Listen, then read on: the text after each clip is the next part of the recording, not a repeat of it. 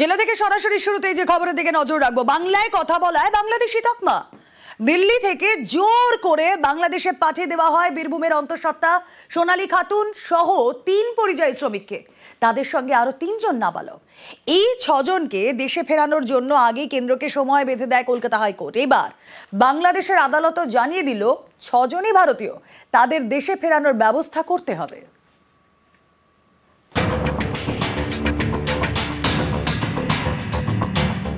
বাংলার বাইরে বারবার হেনস্থার শিকার হতে হয়েছে রাজ্যের পরিযায়ী শ্রমিকদের।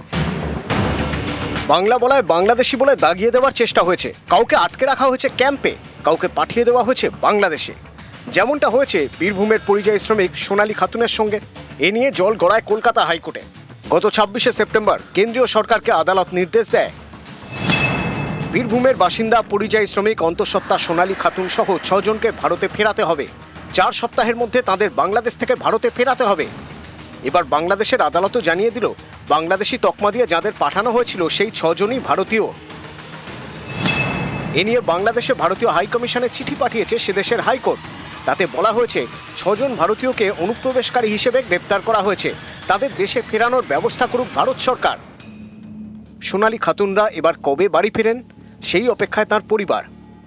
8 মাসের গর্ভবতী আছে, ওকে ওর জিম্মেদারিটা নিবে কে, ওর দায়িত্বটা কে নিবে?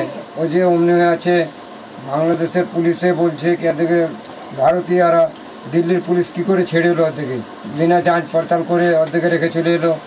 এখন যে গর্ভবতী, ওর কষ্টটা কে যে বলবে? কলকাতা হাইকোর্ট থেকে যুগান্তকারী রায় দিয়েছিল যে সেন্ট্রাল গভর্নমেন্ট যেন 4 সপ্তাহের মধ্যে যেন তাদেরকে ফিরিয়ে আনার ব্যবস্থা করেন। অলরেডি তো 2 সপ্তাহ হয়ে গেছে, 2 সপ্তাহের মধ্যে আনতে বাধ্য। বাংলাদেশ কোর্ট থেকে উপরে বলে দিয়েছে ইন্ডিয়ান হাইকমিশনকে যারা ভারতীয়দের নিজের ব্যবস্থা করা হোক। বীরভূমের পাইকরের বাসিন্দা সোনালী খাতুন দিল্লির রোহিণীতে পরিযায়ী শ্রমিকের কাজ করতেন। যখন বাংলাদেশি সন্দেহে পুলিশ তাকে আটক করে তখন সোনালী অন্তঃসত্ত্বা।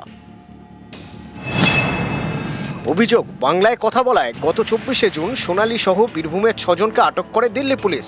26শে জুন অসম সীমান্ত দিয়ে তাদের বাংলাদেশে পাঠানো হয়। সোনালীদের ঘরে ফেরাতে আগেই কেন্দ্রকে সময় বেঁধে দিয়েছিল কলকাতা হাইকোর্ট। এবার 6 জনকে দেশে ফেরাতে বলে ভারতীয় হাইকমিশনকে চিঠি দিল বাংলাদেশের হাইকোর্ট। বীরভূম থেকে অক্ষয় ধীবর, নিউজ 18 বাংলা।